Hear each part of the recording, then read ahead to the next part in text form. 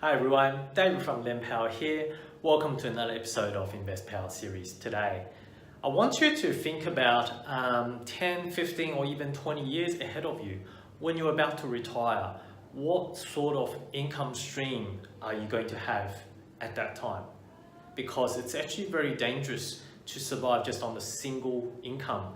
And most people, unfortunately, living on a single income, for example, working for someone else today, recognizes that job security is financial security. But unfortunately, that is not the case today. What happens if the employer goes bankrupt tomorrow? Or what happens if the employer is not making money? Then the first thing they look at cutting is people, human resources. That's one of the most expensive costs to the business. So think about it this way. If the business is not making money, then the problem is they will essentially, even if the wrong decision, they made the wrong decision, but they will actually get rid of their employees first. So how would you be able to protect yourself? That's why you need to have multiple streams of income, and that's what we're going to cover today. So I think the easiest way to understand multiple streams of income is by actually giving you an example. Let's say, I've just thought I'll draw down a couple of things that I thought I had in my mind at this point in time. When it comes down to about 10 to 15 years later down the track, what sort of streams of income I want to have in my mind. So here's what I have in the list. I've got streams of income here. One of them is residential property, which at the moment, as you know, I've got 7 properties underneath.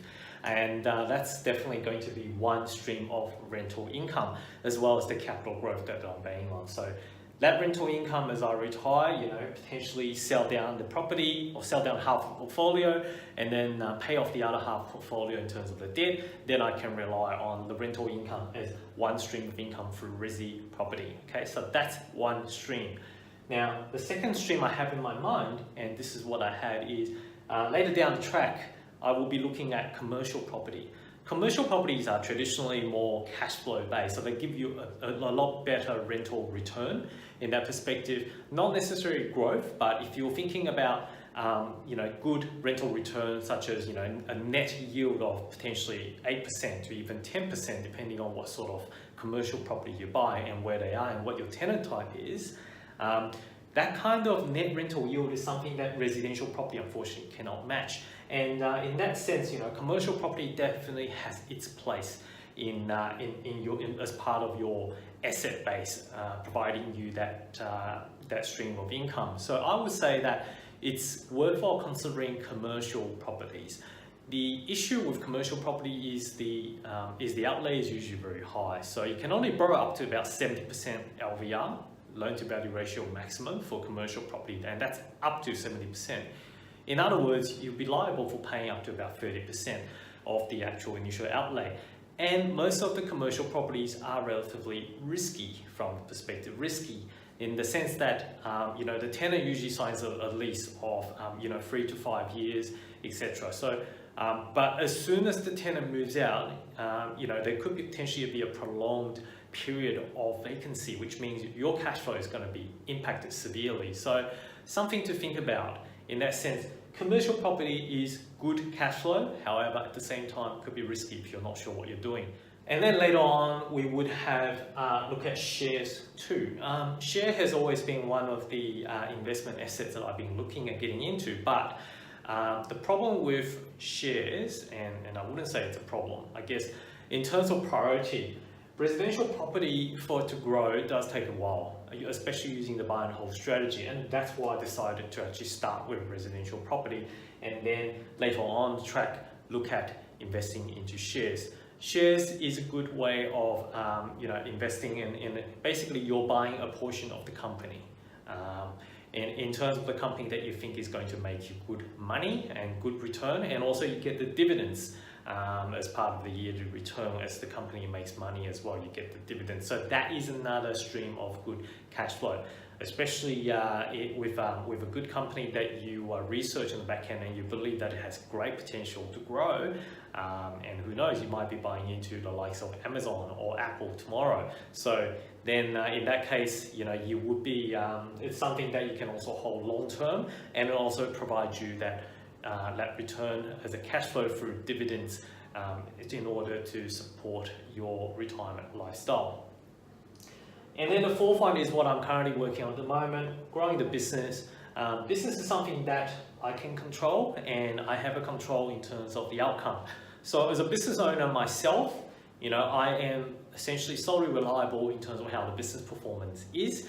And to that extent, I've got control of the business revenue, I've got control of business expense to a degree, and also later on, as I accrue and as my team grows, then at that point in time, I will be able to extract myself slowly from the one working in the business to working on the business. So therefore, driving as an entrepreneur, as a CEO, in terms of what the direction of the business should be and how the business should grow, rather than being actively working on it as a day-to-day type of stuff. So in that case, then, once I'm able to extract myself, then essentially the business will be able to provide a steady stream of business revenue, and that will give me as another stream of income that's going to fund, especially when I'm about to retire. Okay, so for those of you that are thinking or considering, look, business to an extent, yes, it's risky, but personally, I think coming from the corporate world and now jumping into the running my own business,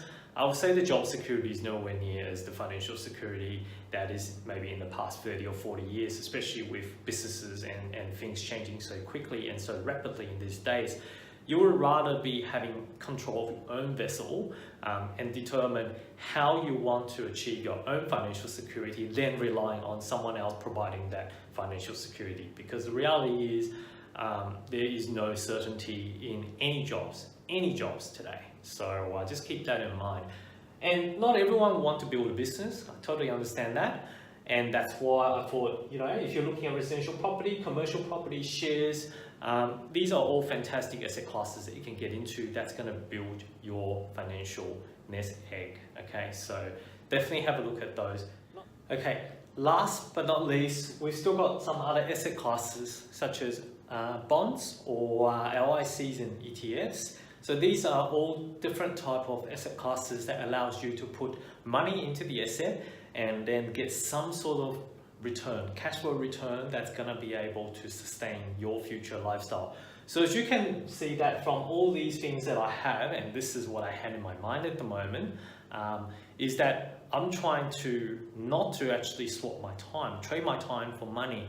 All these asset classes are done by putting money into it, and then they are actually going to generate a return of cash flow, future cash flow for me. And that's why it's important to have multiple type of income streams as well, so that in case, let's say for example, residential property had a really bad couple of years, then that's okay. I still have commercial property that's covering me, I still got shares that's covering me, and business. And likewise, if my business is not doing well in the future, like in 5-10 years time, I still got all the other type of asset classes that's going to back me up and be able to provide me that streams of income in order for me to enjoy my retirement life.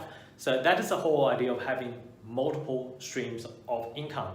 Now, for those of you that haven't actually thought about that concept, I'll suggest you to have a look into this deeper and assess what sort of asset classes that fits your risk profile and start taking action today in terms of building that multiple streams of income for your future retirement. Okay, I'm David from Empower. Thanks for watching another episode of Invest Power series. If you've got any questions, just comment below.